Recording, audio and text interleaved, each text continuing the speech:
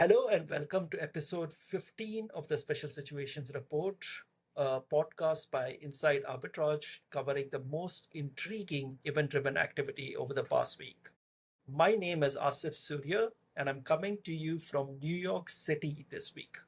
And my name is Tamanna Suria, and I currently attend the University of California, Los Angeles. This week, we will briefly discuss a potential deal for Theratechnologies, an update to the Acelryin deal, a spin-off by the container ship company Costa Mare, a large buyback announcement by Goldman Sachs, an unusual insider purchase by a director of microcap company Fitlife Brands. I think this is a most favorite situation of mine this week. Bill Ackman revealing a stake in Hertz, and a whole lot more. As per usual, before we begin, it's important to state that this podcast is for general informational and educational purposes only. The content does not constitute financial, investment, legal, or tax advice. We do not warrant the completeness or accuracy of anything discussed in this podcast. Furthermore, nothing discussed in this podcast should be interpreted as a recommendation to buy, sell, or hold any investment or security. You should conduct your own research and due diligence before making any investment decisions. Let's get this episode started with a potential deal, or as we like to call them, deals in the works for Theratechnologies. Future Pak announced this week that it was submitting two formal proposals, or rather, it has submitted two formal proposals since January to acquire all the outstanding common shares of Theratechnologies. The most recent offer, which remains under consideration by Theratechnologies and its board, proposes a cash consideration of $3.51 to $4.50 per share. The proposal implies a total enterprise value of up to $255 million, comprising of $205 million in cash at closing and up to $50 million in additional CVR payments. The CVRs include 50% of annual gross profit from the Egrifta franchise exceeding $30 million for 3 years post-closing and a one-time $10 million milestone payment if cumulative gross profit surpasses $125 million over the same period. But this potential acquisition gets a little bit more convoluted. Theratechnologies announced that in August 2024, it received an unsolicited, non-binding proposal from Future Pak to acquire the company for a cash consideration of $100 million, which the board of directors rejected. A second unsolicited, non-binding proposal from Future Pak was received in January 2025. However, when the January proposal was received, Theratechnologies was already under an exclusivity agreement with a different potential acquirer and couldn't pursue discussions with Future Pak. Yeah, so once the initial exclusivity period with that unnamed potential acquirer expired, Theratechnologies chose not to renew the agreement and attempted to enter into an NDA with Future Pak, but without an exclusivity clause, which Future Pak declined. By the time Future Pak finally agreed to sign the NDA, Theratechnologies went right back to that anonymous potential acquirer and renewed that exclusivity agreement. So there's been a lot of back and forth there. The final conclusion is that the current agreement with the mysterious potential acquirer allows for a go shop period within a specific time frame in which Theratechnologies is willing to engage with Future Pak. However, when that go shop period will actually happen, or if it will actually result in a deal with Future Pak, remains unknown. And on top of it all, Theratechnologies might just choose to stick with the original anonymous potential acquirer. I think this is a fairly common thing we see when it comes to potential mergers. The risk here isn't even that whether or not the deal will close, it's whether or not a deal will materialize at all. Theratechnologies stock is up 62% in the last month alone due to news of this possible acquisition. And I'm curious to see if once a merger agreement is fully formalized, if the stock price will pop once more. But this is a fascinating situation where even before a merger is announced, there are two potential acquirers, and then there is the potential for the Future Pak to come into play during the go shop period. So that part of it is very unique, if you will. Speaking of going back and forth between potential acquirers, a quick update regarding the Acelryin deal that we talked about in our last episode and in episode 10. The spread on the deal has dropped very sharply over the course of the past week, and now the deal trades at a negative spread of 2.86%. This is a pretty tiny deal, so some volatility is expected. But at the start of this month, the spread of the deal hit highs of over 87%. The exact reason for the reduction of the spread is unknown to us, but it could be tied to the expectation of a higher and better offer, especially considering that the bid from Company D, as they called it, that we discussed in the last episode, was much better than what Alumis is offering Acelryin at the moment.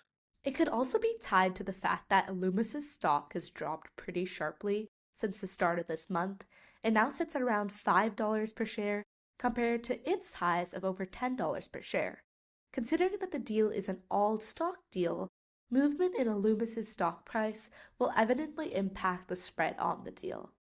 Moving on to another update for an active merger, when Hertz Holdings came in with a higher offer for H&E Equipment Services, and United Rentals decided not to bid higher, there was speculation that a deal between Hertz and H&E would be easier to get through antitrust review compared to the United Rentals deal. However, H&E announced that last week they decided to voluntarily withdraw and refile the HSR with the FTC. This gives the FTC additional time to review the deal. Both companies still expect to close the deal mid-year, and the tender offer expiration date was extended from April 15th to April 29th. So perhaps antitrust and regulatory approval may not be as easy to secure as we all expected, but still the deal is expected to close by mid-year, so fairly short time frame there. That is so interesting. Switching to spin-offs, Costa Mare, a business that owns and charters container ships to liner companies worldwide. Liner companies are shipping lines that offer regular scheduled freight transportation services on fixed routes between specific ports. So Costa Mare announced this week that it will complete the spin-off of its dry bulk business, Costa Mare Bulk Holdings, on May 6th of 2025. Shareholders of Costa Mare as of April 29, 2025 will receive one share of the new company for every 5 shares of the parent owned. For those unfamiliar with the term dry bulk materials are unpackaged goods shipped in large parcels by sea and destined for manufacturers and producers. Coal, grains, and metals are examples of dry bulk commodities. Following the spin-off, Costa Mare will continue as a global container shipping provider, retaining its own container vessels and Neptune Maritime Leasing Limited. Costa Mare Bulkers Holdings will instead manage the dry bulk fleet and the CBI operating platform. I wonder what kind of impact the tariffs are going to have on both sides of this business. That would be worth keeping in mind as you consider owning either the parent or the spin-off. Switching to stock buybacks, Goldman Sachs announced a $40 billion buyback this week, representing 25% of their market cap. When we first came across the announcement, we were shocked considering just how large and massive the buyback was. We also noticed that the company had previously announced a massive $30 billion buyback in 2023, representing 24% of the company's market cap at that point. However, when looking at the actual reduction in shares outstanding, it's clear that Goldman Sachs has been buying back shares, but by a much smaller amount. Since the 2023 announcement, the total shares outstanding has only decreased by 6.52%. Exactly. This type of scenario is why you always want to double check massive buyback announcements, since a company can always announce buybacks, but you want to see them actually follow through and repurchase shares. It was also interesting to see director John Hess buy roughly $2 million worth of Goldman Sachs shares this week, which means once the company starts repurchasing shares as part of the buyback, we'll see Goldman Sachs show up on our screen of double dippers, which tracks companies that are buying back their own shares, while insiders are simultaneously purchasing shares on the open market. Adding on to this insiders thread here, we talked about the egg producer Calmaine Foods repurchasing shares a few episodes ago, and we noticed insiders of Calmaine actually topped our list of insider sales this week. The company's chairman, Adolphus Baker, sold $116 million worth of Calmaine stock. Mr. Baker has been with Calmaine since 1986 and has served in a variety of roles such as CEO, COO, and president. Mr. Baker also happens to be the son in law of Fred Adams Jr., Calmain's founder.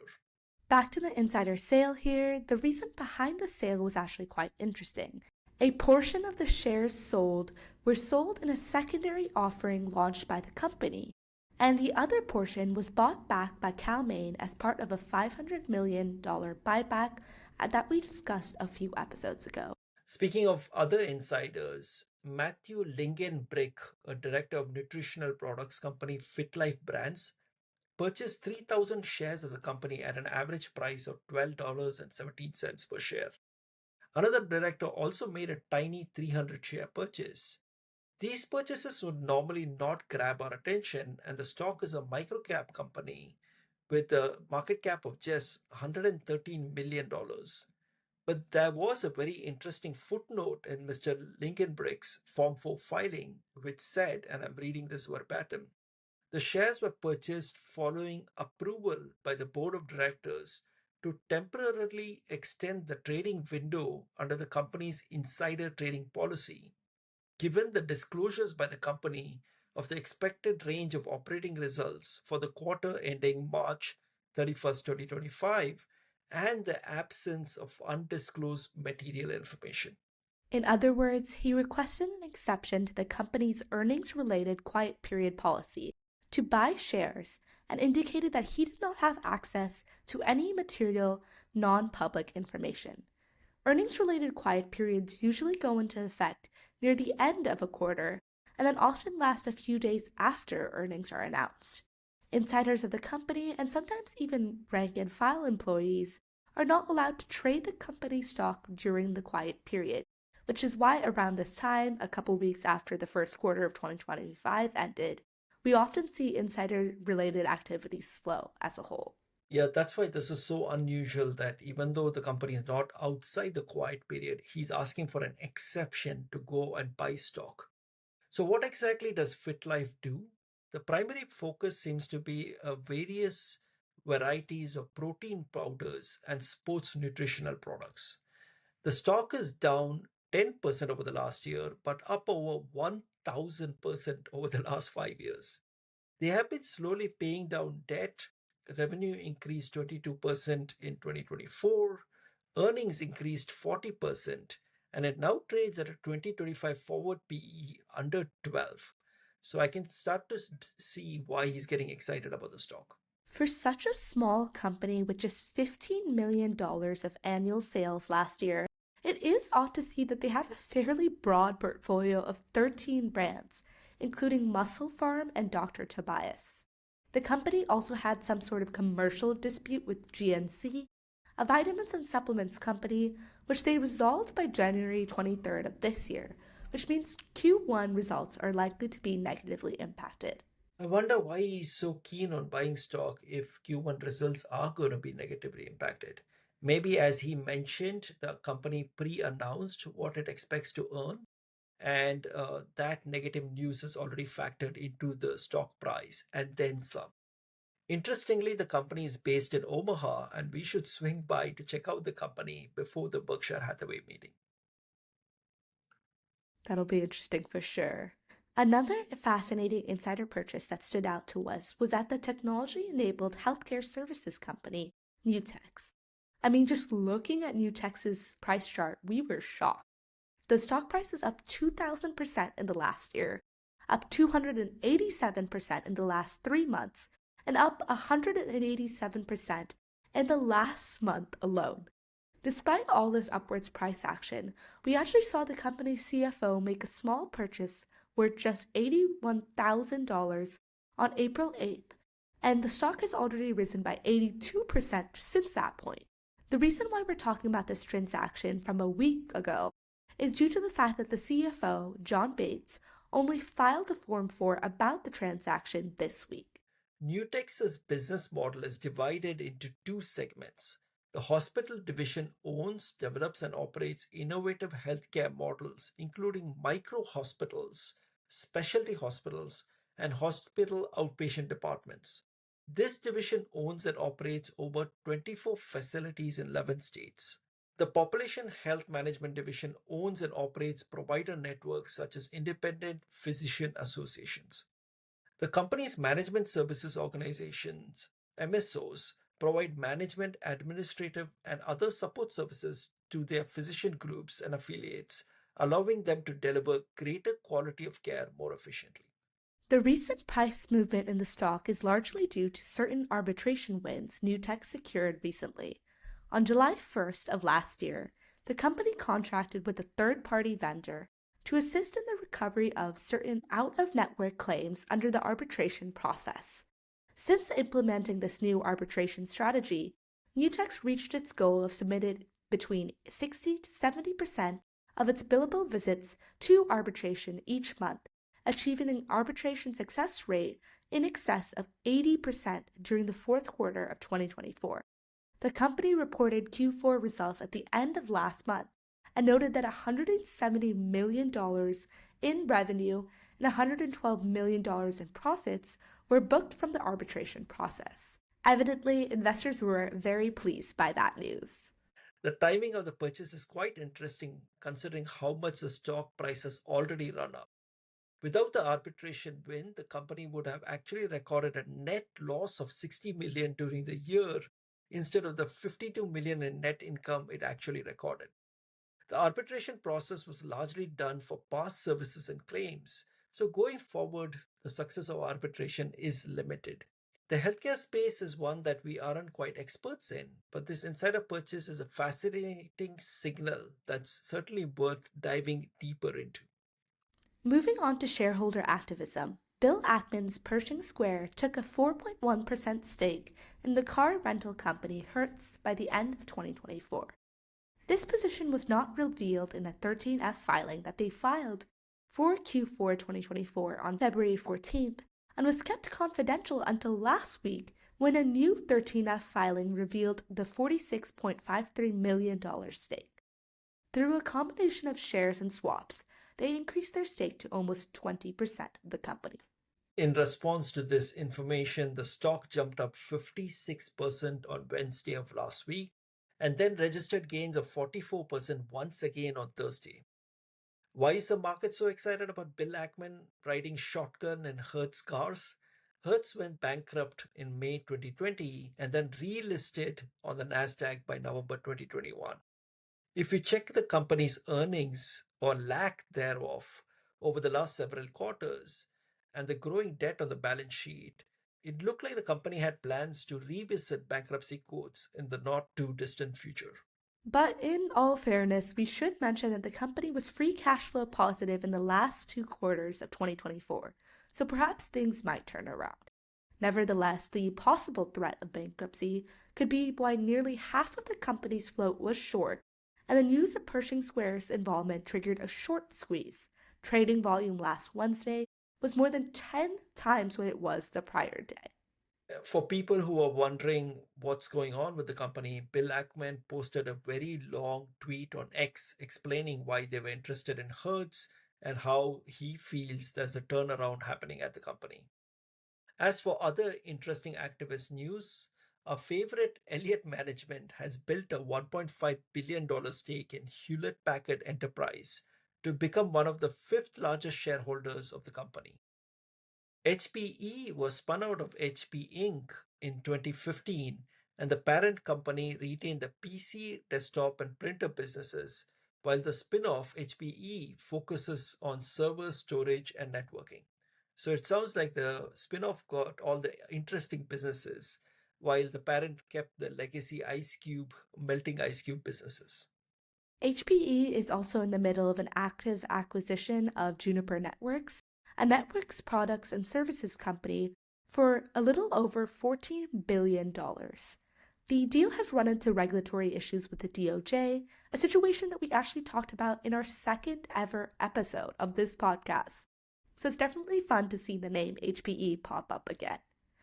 In terms of the actual activist involvement, we haven't seen Elliott come out with an explicit statement regarding what exactly they want to achieve at the company, but there are rumors that the activist firm is seeking to replace the company's CEO, Antonio Neri.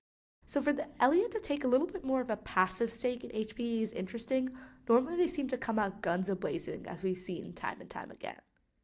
Maybe they're just reloading their guns after their last activist fight, and we will see what they go after in the next few days or weeks.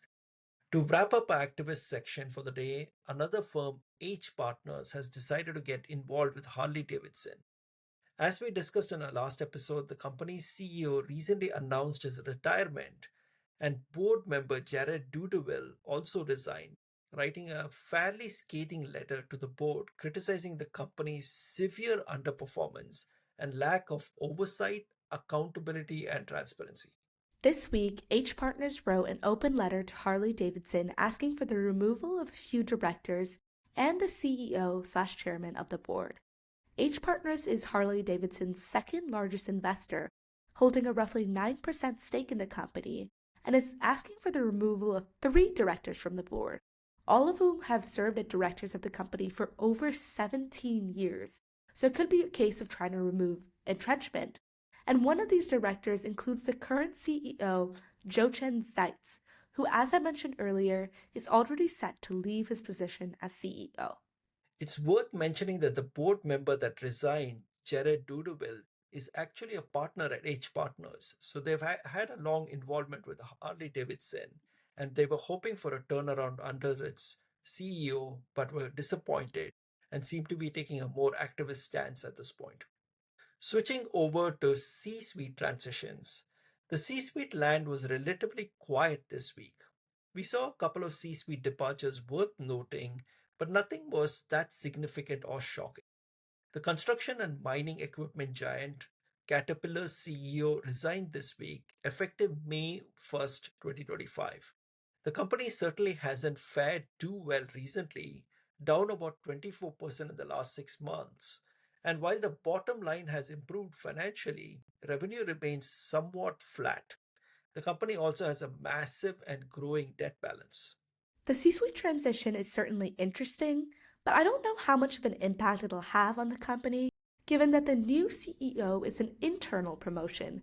COO Joseph Creed is set to take over once the current CEO, James Umpleby III, resigns from his position. Mr. Umpleby served as Caterpillar's CEO for over 8 years, but will soon transition to the role of executive chairman starting in May. We also saw the aerospace security and defense giant Lockheed Martin's CFO, Jesus J. Malave, leave his position to pursue other opportunities, effective immediately. The company has nominated Evan Scott as CFO, who currently serves as the company's treasurer and has been with Lockheed Martin for 26 years. So this is interesting to see this internal promotion. Lockheed Martin might be a company that might also benefit from additional defense spending, but at the same time, if they have contracts that are reviewed by DOGE, they could actually see negative impact from this scrutiny that a lot of these contractors and government vendors are receiving under DOGE. Yeah, we always see insiders of SAIC, another company that tends to have contracts with the government, purchase shares recently. But the stock is down over the last couple weeks, over the last couple months, kind of understandably, due to the same idea. So I'm curious if Lockheed Martin is facing the same struggle, or if there's going to be increased defense spending and that'll boost up the company. Quite likely. I believe a lot of the other consulting firms, some companies like Accenture, are also facing some pressure from the government. Absolutely. And with that, we'll wrap up episode 15 of the Special Situations Report. Today was definitely a bit of a shorter episode because the special situations world has been relatively quiet, but what we've covered today, as always, is just a brief overview of the special situations landscape. So if you'd like to access a more comprehensive weekly overview of all event-driven activity, go ahead and visit our website, thespecialsituationsreport.com.